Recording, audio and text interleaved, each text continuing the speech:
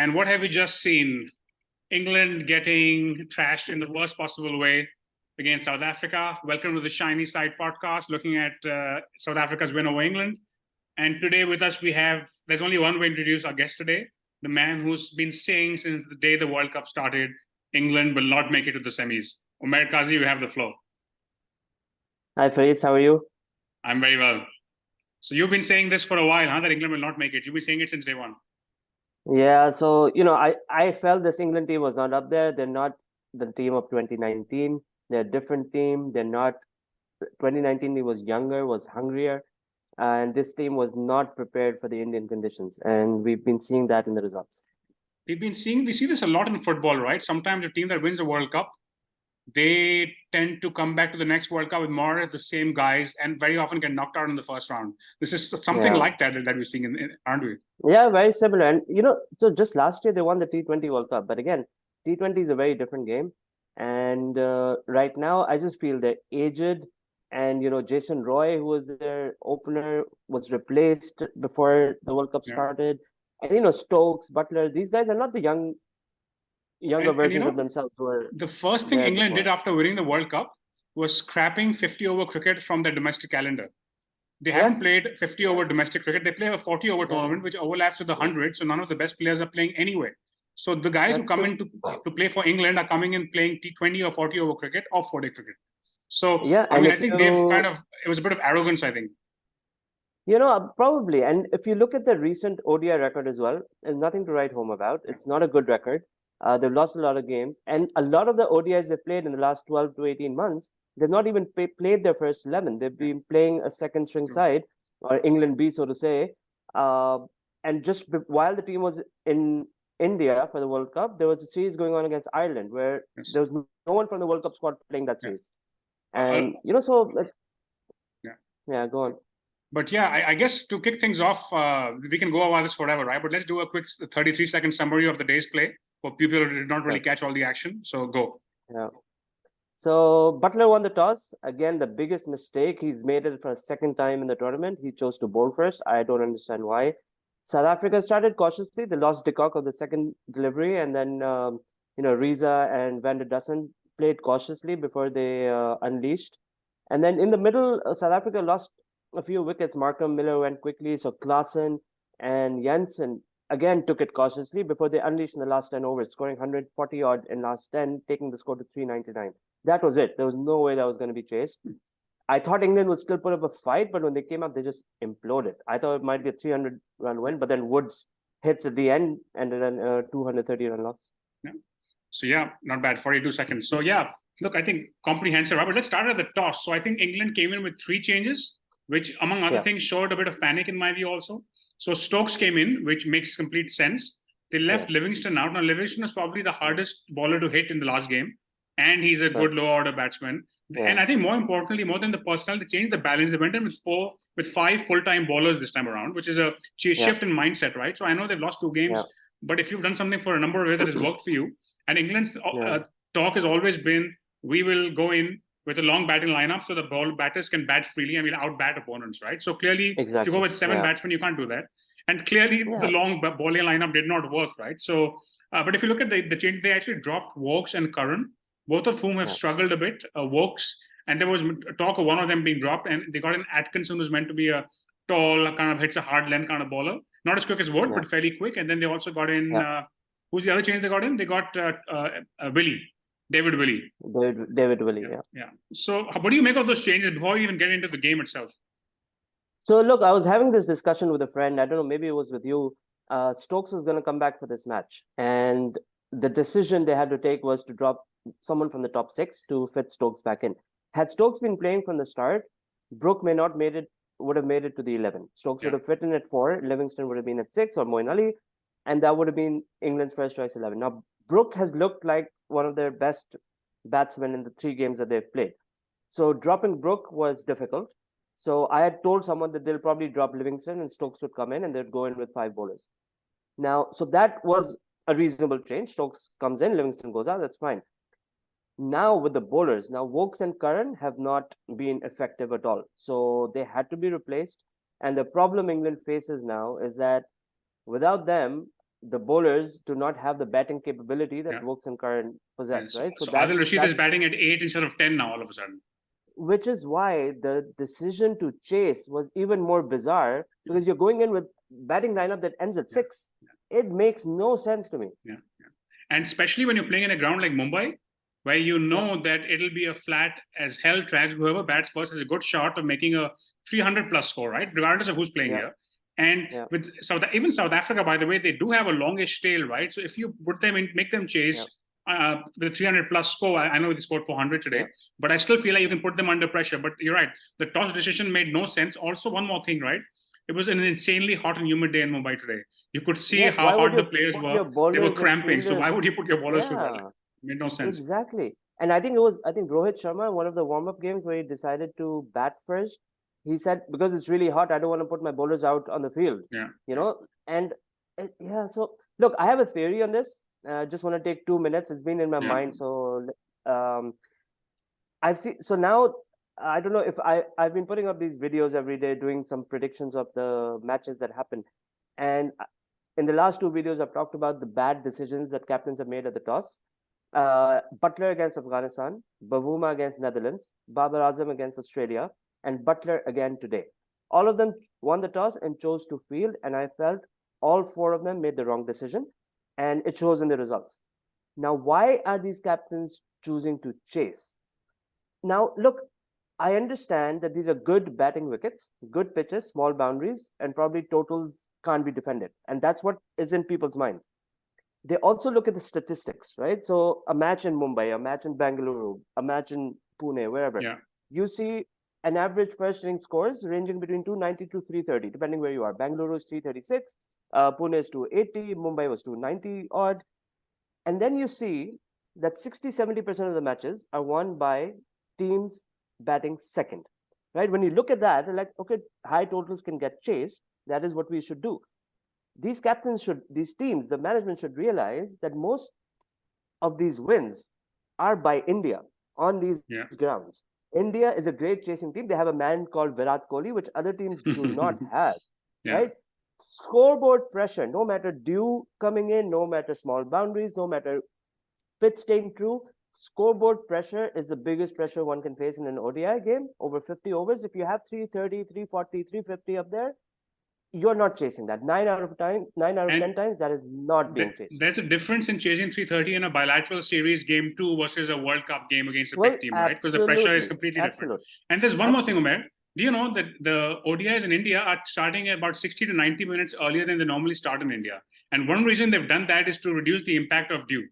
So which is why they're saying by the time dew is kicking in, even when there's dew, second inning ke 15-20 over ho chuke hote hain, and very often the game is already kind of decided by then, right? As we've seen in most days. Wasim bhai was joking about this yesterday. Kahan hai Salab? Salab nahi aa rahe, log dew ke aise baat kar rahe hain, Salab aa rahe. No, but I would say dew hasn't affected a single game so far, by the way. It has not at all. And I think maybe also these teams have T20 cricket on their mind. So when you're chasing 180, 190, 200 in T20, doesn't look that daunting a task, right?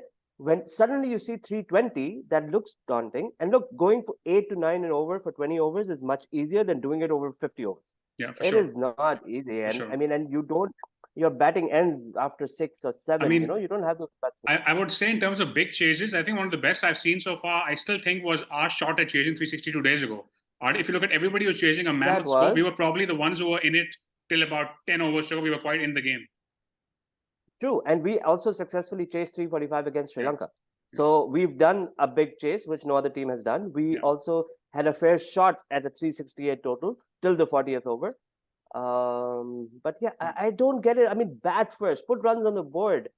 Even the ball was doing a lot more in second innings under lights. Rabada and Giri, all of them were like swinging it across Butler and Stokes. They're all playing and missing. No, so I guess, but it's going to cost England. But I guess getting into South Africa's batting a little bit. So I think till 26 overs, they were 164 for 3. At that point, it looked like in a good position, but that's when the game, which basically means they scored 240 in the last 24 overs. They went about 10 and over for the last 24 overs, which is insane. A big part was Klaassen, of course, who made 167 balls. And then I think Janssen scoring 75 or 42. And we've been talking about how South Africa's batting lineup ends abruptly at 7. That might be true, but the guy at 7 is also giving 75 or 42 balls, right? So if you remember when Markram scored that, 50 ball 100 against Sri Lanka, I remember saying on the show, South Africa have 3 guys who can score that kind of knock. I don't know if a lot of other teams even have 1, right? And that, again, you have another guy. Somebody else scored that 60 ball 100 today, South Africa. And they have 3 guys who can easily do that. David Miller could have done that. And they have, Klaassen is one of the best finishers in the modern game today. And he finished the innings really well. And Ganson's support was amazing. The way he was hitting at the end, Klaassen had lost a lot of energy. He even got out, and Ganson just kept going. And they got only 4 runs of the last over. So I guess there isn't much to talk about in terms of England's bowling, but Wood went for 76 in his 7 overs, which is again, right? He's meant to be that trump card, and he's completely been all over the place. No, if you're not going to seam or swing the ball, pace is not going to do anything. Basically, Wood, on these conditions, Wood is like a Mohammad Sami, basically, right? Like, if you think about it, he's fast, he's short, he gets it, and it's there to hit. I hope Mark Wood does not hear that comparison. Mohammad Sami will be very happy. That might be the lowest point in Mark Wood's career being compared to Sami. But moving on to England's batting, right? I mean, to be honest, look, I think when you're choosing that kind of score and you actually think you want to go for it, it only goes one of 2 ways, right? Either you get super close or you go literally 20 for 5, and England went 20 for 5. Sure. I don't think I can even say much about the batsman, to be honest, at that point. Look, all I'll say is that if you saw what Wood and Atkinson did at the end, they were smashing it, right? They were 100 for 8. They got to 170. Wood scored 16 ball 48 or whatever. Atkinson 20 ball 35. All what the batsmen before them at the top needed to do was play out a few 10, 12 overs. Watch, because the ball was swinging, right? Ball was swinging. You play out, get yourself in, and then you can unleash. We saw South Africa do that. Reza Hendricks, Van der Dussen went really sedately. They were 50 odd after 10 overs. They were taking the singles, doubles, and then they got into the groove, and Klaassen and Janssen ended it really well. You didn't have to go really hard. Bairstow was going from ball 1. Fine. I mean, fine, you want to do that. But you can also take your time, take it for 5 overs. And if I can say that, I feel like Pakistan showed the way. Like, you could be a runner ball in the first 5 and then build up from there. You don't have to go hard, right? Because like you said, these guys come with a T20 mindset, right? But there's time. This is ODI cricket. You have 300 balls left. As an opener, you could be playing 150 balls. So there's enough time to catch up. Yeah, absolutely. But anyway, you saw Warner and Marsh yesterday against Pakistan. True. They were 23 or 24 after 5 overs, right? So and then once they were in, then they just unleashed. Yeah. So I'm going to put up the coming up fixtures. Let's look at England first, right? So England have now lost 3 out of 4. They need to win every single game to qualify for sure. They're still not officially out of it, and they could also potentially make it with 4 wins depending on other results. They have Netherlands next, so it's a bit of I guess it's an easier game for them. Hopefully they'll win that for their sake. But then New Zealand will probably be England. Beaten them before, right? They have. They beat them, I think, last year maybe. But they also beat them once in the T20 World Cup 2009, a long time ago. But in England. Also was at Ireland. I don't know. That was, okay. And so, but I guess you expect England to win the Netherlands game, but England, New Zealand, Dharamsala next weekend will be a massive game then, obviously, for them. Yeah. And if you look at South Africa's fixtures, right? So they are now sitting with 3 wins out of 4. They have Afghanistan next. If they win that, then they're kind of pretty much done, you can say, right? And then, sorry, I think I actually have some incorrect fixtures here. So ignore them. But South Africa have some easy games coming up. So I think, do you think England have a shot? I mean, you said they didn't have a shot on day 1, so you wouldn't say that now, but England have no chance. Yeah. No chance. In fact, their last game is against Pakistan. It's quite possible that they may be officially knocked out by then. Yeah. I think so. So I guess the other thing is that it seems like, given the South Africa, New Zealand, India look like they're short, it looks like Australia is in probably pole position for the 4th spot, and we are right behind them. It'll be us in Australia, unless something drastic happens with the top 3. Look, I think India and New Zealand are surely there. Okay, South Africa, 3 wins out of 4 matches. They're very capable of losing everything after this. Yeah, still, you don't know what I agree with South that. Africa, right? Yeah. So it's probably a race between South Africa, Australia, Pakistan. That's what it looks like. Yeah. And let's see how it goes. Australia, but I also feel I don't think Australia has that team that will, last this campaign in a dominant position like previous campaigns. But it'll be interesting to see how. Let's see. And there was another game today, which we won't spend too much time on. but there was Sri Lanka and Netherlands. Now, had Netherlands won that game, we may have spent more time on it. But it was easy chase. I mean, Netherlands made 262, recovering from, I think, 140 for 5. And they finished 262. Sri Lanka chased it down eventually with about 10 balls to spare. I guess moving on to the big one, which is tomorrow's game against, so it's coming up on the screen, is perhaps the game of the tournament that's coming up now. We have India taking on New Zealand at Dharamsala. Let's pull up likely 11s. So if I look at the 11s on the screen right now, I think with India, the big change is going to be there's going to be no Hardik Pandya, right? So, I mean, I've got 3 names / there because it really depends on what kind of balance they want to go with. They could bring in Surya Kumar Yadav. They could bring in Ishan Kishan and just short of the batting really, or they can go with the spinner. But given that it's New Zealand and have Ashwin. And how do you see that? Who do you think is going to come in? Hi.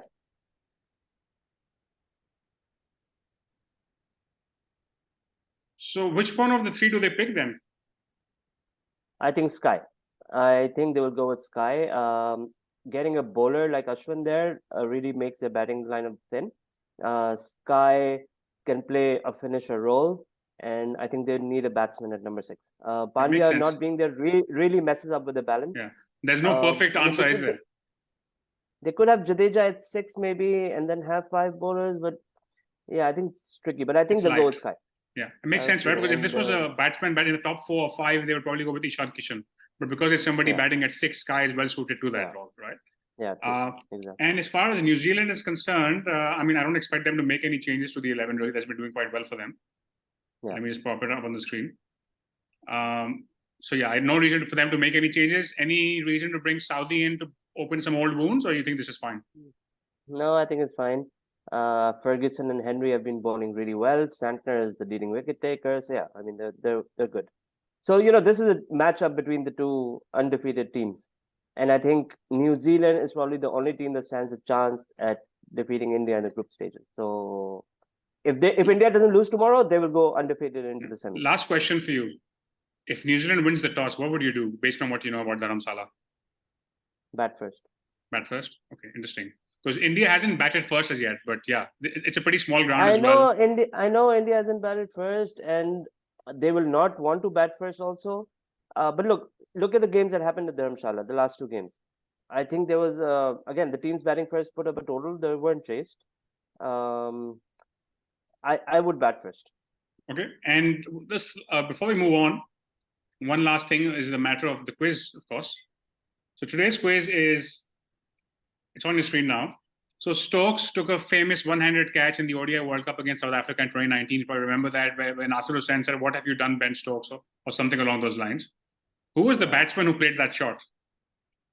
Man, I remember that catch so well. I remember Nasser Hussain saying, "Oh my God, you cannot do that. Exactly, that's the one. Do that." Duminy? That was the first game of the tournament, actually. Was it JP Duminy? It was actually Felakwayo. But the reason I'd say you were close is because Stokes took 2 catches in that game, and the other one was Duminy. Okay. But that catch wasn't Duminy. Yeah, so I just feel it was someone batting in 5 or 6. So that's what I remembered. But because it happened later in the game, I think they were maybe post 30th over from what I remember. What a game! What a catch, man! Crazy game. But good stuff, Umair. Thank you for being on once again. We'll have you back soon.